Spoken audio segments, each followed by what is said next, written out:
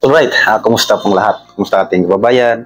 All over the Philippines, all over the world, saan mang sulok ng mundo. Ako po ay nagpasalamat sa inyong walang sawang pagsuporta sa munting page na ito. Sana ay iyong patuloy na suportahan. Alright.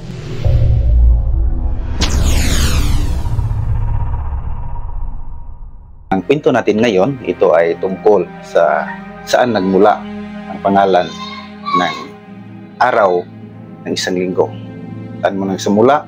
Sunday, Monday, Tuesday, Wednesday, Thursday, Friday, Saturday, Sunday. Kung bago pa kayo sa page na ito, huwag niyo kalimutang mag-hit ng notification bell at mag-subscribe para updated kayo sa bagong post ko. Alright.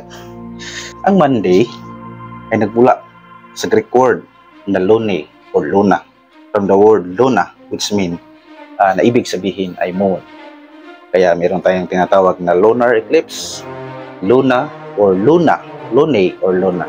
Kaya tinatawag itong lune sa tagal-tagal ng mga Spanish dito sa Pilipinas.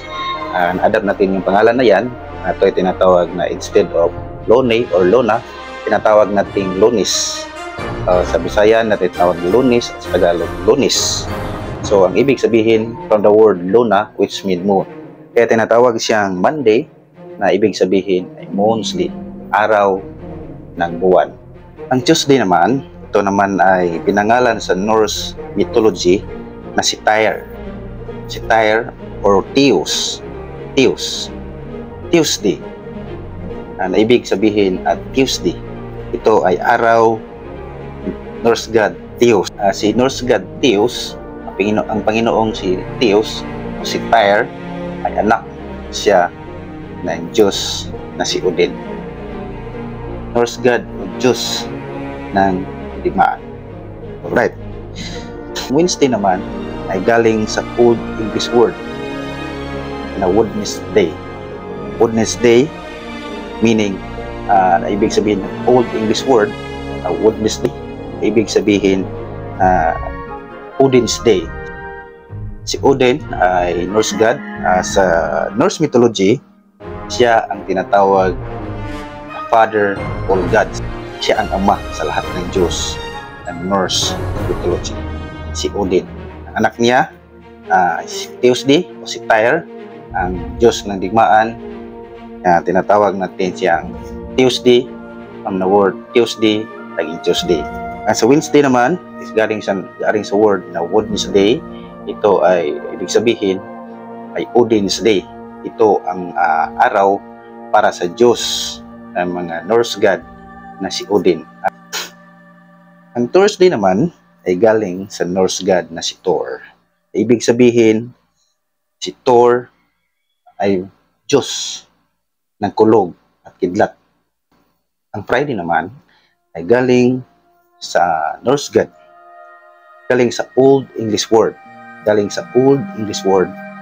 na Freya. Siya ay Norse goddess ng fertility at pag-ibig. Siya ay Norse goddess ng fertility o kasaganahan at pag-ibig o love. That is equivalent to the Greek word goddess na si Venus. So in Norse god, that is Freya or Freya's Day, naging Friday. It's Freya's Day or Friday.